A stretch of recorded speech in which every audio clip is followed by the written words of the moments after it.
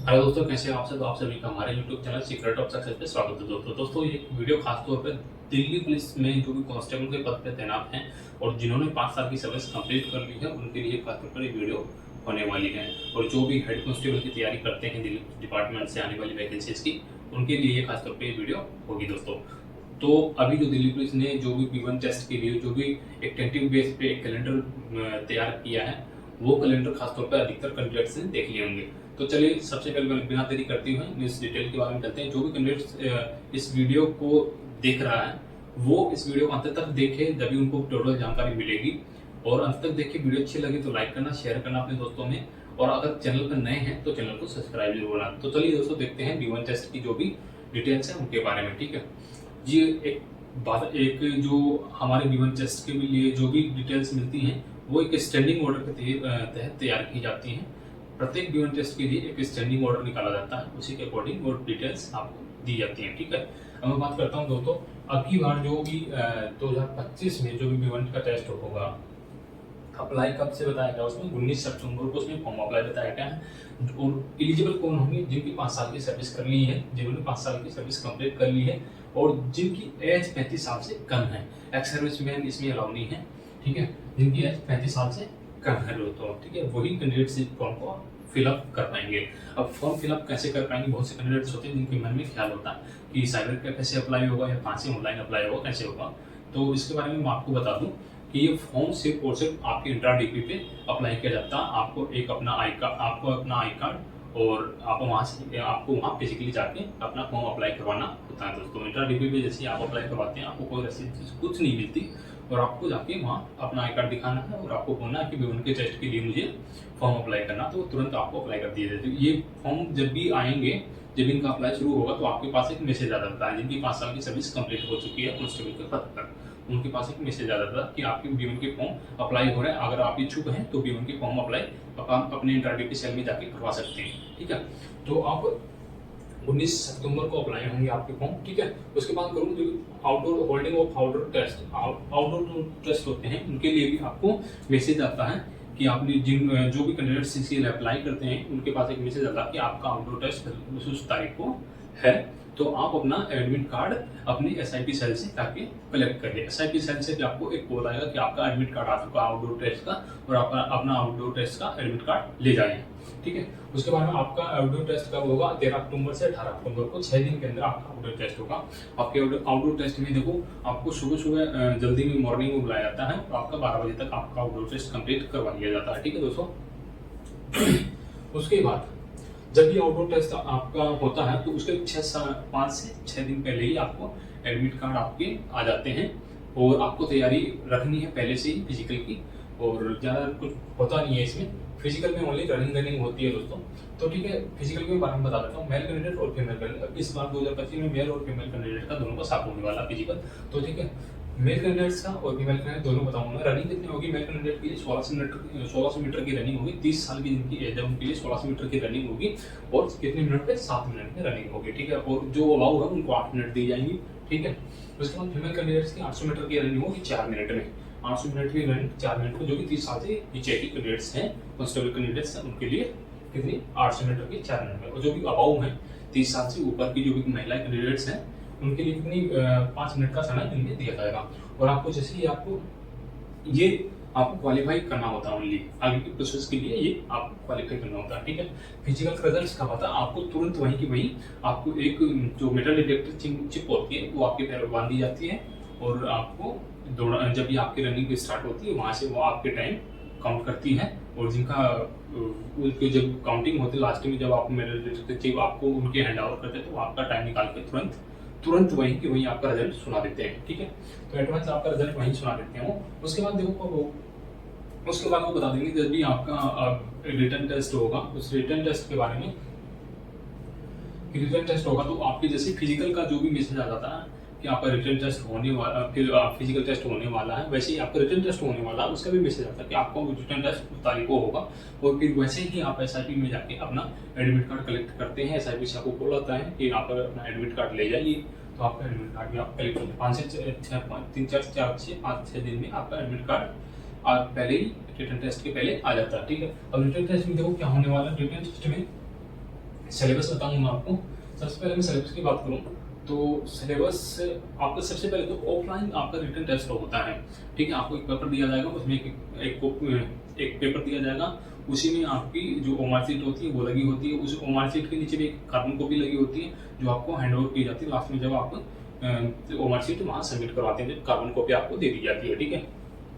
Syllabus की बात करूँ तो सिलेबस में पीछे जो 2025 में जो भी लगा है, अभी पेपर जो लगा है हमारा, जो भी 2025 में पेपर लगा जुलाई में, उसके बारे में बात करने वाला हूँ। BNS भारतीय नागरिक सुरक्षा संहिता से 20 क्वेश्चन आए थे 20 नंबर्स के, ठीक है। फिर उसके बारे में BNS भारतीय न्याय संहिता से 20 क्वेश्चन आए थे 20 नंबर के। BS से भारतीय साक्ष्य अधिनियम से आए 10 क्वेश्चन 10 नंबर्स के।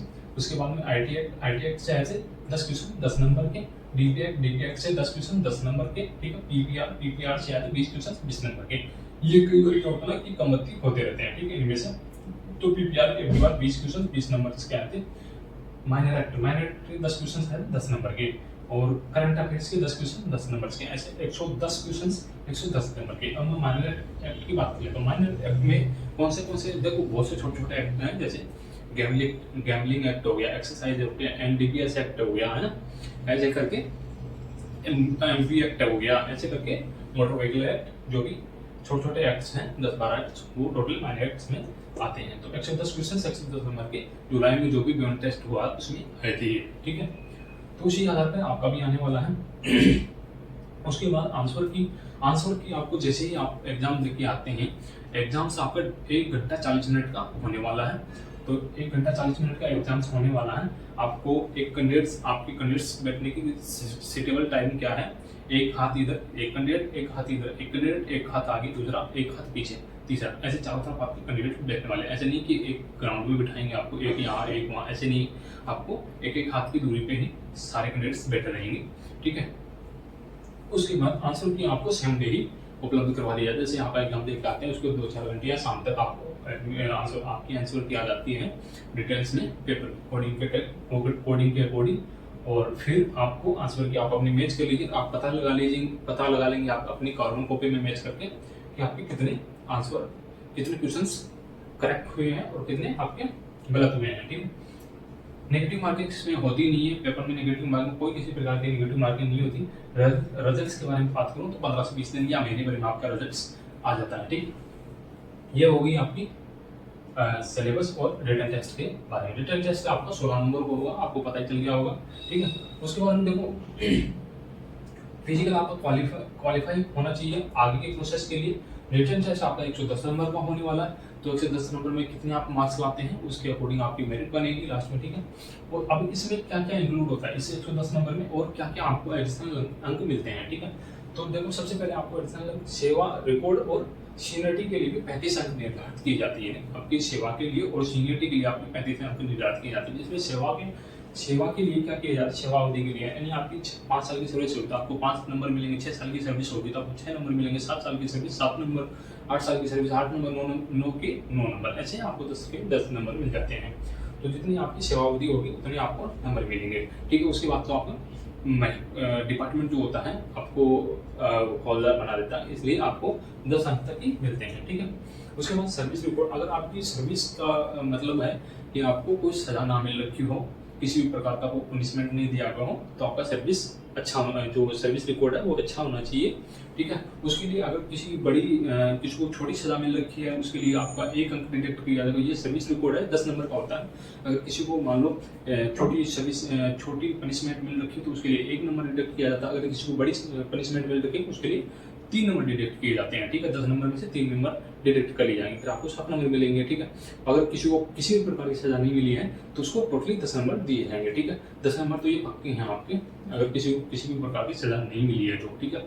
और फिर उसके बारे में बात करूँ, जैसे सेवा अवधि की बात किया था, मैं सेवा काल की बात किया था। तो सेवा का जैसे मान लो आपकी 6 साल की सर्विस होगी और आपको किसी भी प्रकार की कोई पनिशमेंट नहीं मिला तो आपके 10 नंबर तो पनिशमेंट वाले मिलेंगे, विदाउट पनिशमेंट वाले मिलेंगे, और 6 नंबर आपके सर्विस काल के मिलेंगे। तो 16 नंबर आपको यहाँ से मिल जाएंगे। उसके बारे में बात करूँ प्रशंसा प्रविष्टि के लिए 5 नंबर्स आपके निर्धारित किए जाते हैं। प्रशंसा प्रविष्टि क्या होती है?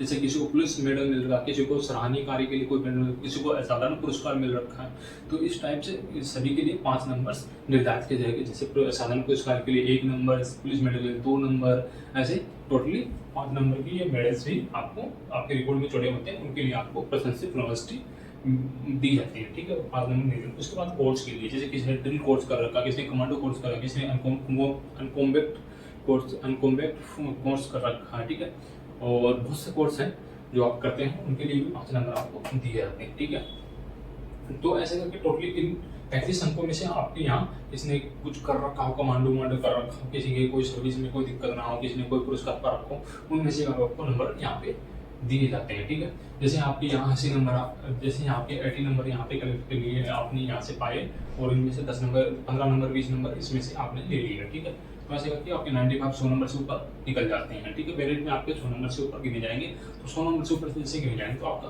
मेरिट में नाम आ सकता है। जैसे आपका मेरिट में नाम आता है तो आपके पास एक मैसेज आएगा, जब भी रिजल्ट आता है तो आपके पास एक मैसेज आता है, और मैसेज में क्या आता है कि आप क्वालिफाई, आप B1 टेस्ट को क्वालिफाई कर लिए हैं, और जब भी मैसेज आता है उसी दिन आपका रिजल्ट डिक्लेयर हो जाता है। आपके roll number by roll number आपका डिटेल्स बताई जाती हैं, और आप रोल नंबर अपनी लिस्ट में आप चेक कर सकते हैं, और उसी दिन से आप हवलदार के पोस्ट पे उसके 3, 4 या 5, 7 दिन में आपको कंफर्मेशन जो आपके जो इंटरव्यू पे है उसमें आपको जो हेड कांस्टेबल, आपके कांस्टेबल से हेड कांस्टेबल आपको प्रमोट कर दिए जाते हैं। ठीक है दोस्तों, तो वीडियो कैसी लगी? वीडियो के अंदर जो भी आपको डाउट्स हो या कुछ और पूछना हो, जैसे बहुत से लोग हैं आप पूछेंगे कि मैं बुक्स कौन सी प्रिफरेंस करूँ, किसी की कोचिंग है तो कोचिंग मेरे को बता दो। ऐसे अगर किसी की भी कोई क्वेरीज है तो मेरे को डिटेल्स में कमेंट्स में बता देना, मैं आपको उसके बारे में भी बता दूंगा। बुक्स के बारे में तो देखो मैं बता देता हूँ आपको। तो ब्राइटला हाउस की किताबें हैं वो भी अच्छी हैं, और रामजीत सिंह सांगवान की किताबें हैं वो भी अच्छी हैं।